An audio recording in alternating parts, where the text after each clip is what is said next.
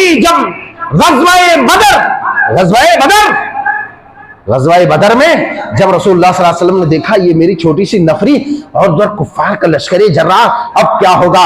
اللہ اکبر، رسول اللہ تبارک و تعالیٰ کی بارگاہ میں سر و سجود ہوئے، گر گرانے لگے، کہنے لگے اے اللہ ان تہلک ہذہ العصابہ، اے اللہ اگر تو نے اس چھوٹی سی نفری کو ہلاک کر دیا تو روئے زمین۔ میرے بھائیوں، اس وقت ہمارے بھائیوں بہنوں اور بیٹیوں اور بچوں کی یہ حالت ہے تو ہمارے لیے ضروری ہے کہ ہم کچھ بھی نہیں کر سکتے۔ دیکھو بیان بازی سے کچھ بھی نہیں ہوتا۔ اب میں یہاں کوئی بیان بازی نہیں کر رہا ہوں، میں تاریخی حقائق رکھ رہا ہوں تاکہ ہمارا مردہ ضمیر زندہ ہو۔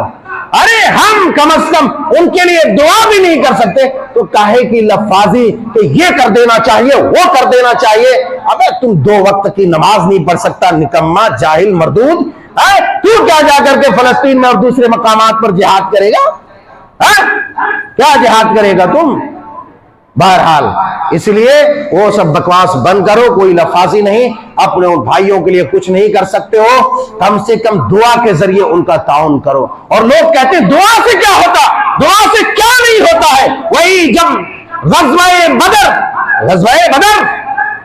غزوہ بدر میں جب رسول اللہ صلی اللہ علیہ وسلم نے دیکھا یہ میری چھوٹی سی نفری اور در کفار کا لشکر جرار، اب کیا ہوگا؟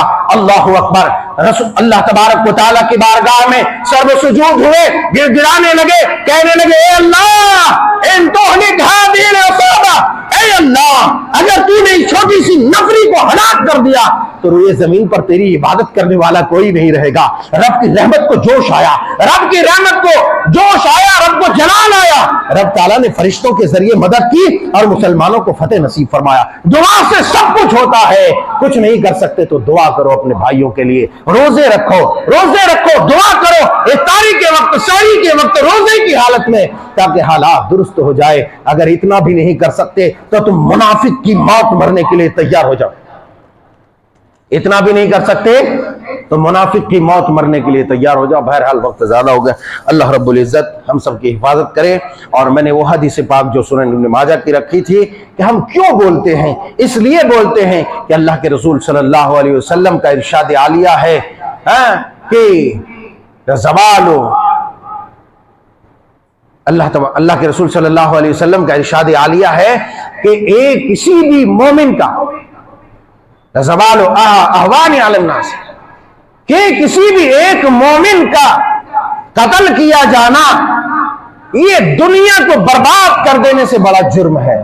تو نہ جانے کتنے مومن قتل ہو گئے، اسی لیے ہم مجبور ہیں، ہمارا دل تڑپتا ہے، کربناک ہے، درد میں ہم گھرے ہوئے ہیں۔ میرے بھائیوں، اس درد کو کم کرنے کے لیے بارگاہ رب العزت میں اپنے ہاتھوں کو بلند کریں اور دعا کریں کہ مولا کریم اے پروردگار عالم، اے اللہ ان یہود ظالم، ان قاتلوں کو، غاصبوں کو پروردگار عالم اور ان کے تمام لشکریوں کو میرے مولا تو ہلاک و برباد کر دے۔ اے اللہ اپنی نصرت نازل فرما، اے اللہ اسلام کو اس طرح ذلیل و رسوا نہ کر، اے اللہ اسلام کو سربلندی عطا فرما، اے اللہ ہم جیسے نہ اہل مسلمانوں کو تو اہل مسلمان بنا دے، مومن بنا دے۔